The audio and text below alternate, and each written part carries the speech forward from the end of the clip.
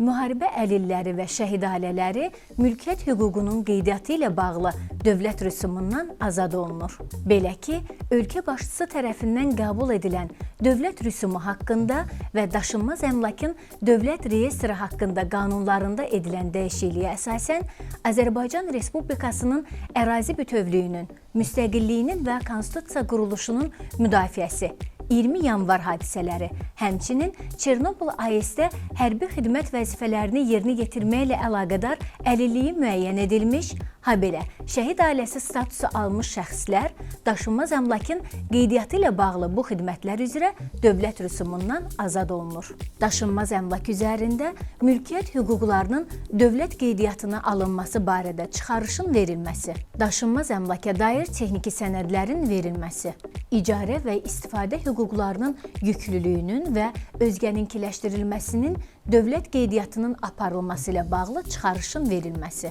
təminat qeydinin aparılması, məhv olmuş daşınmaz əmlakın və onun üzərindəki hüquqların dövlət qeydiyyatının ləğvi və dövlət reyestrindən məlumatın verilməsi, ipotekanın əlavə dövlət qeydiyyatına alınması, ipoteka predmetinə tutmanın yönəldilməsi barədə bildirişin dövlət qeydiyyatına alınması,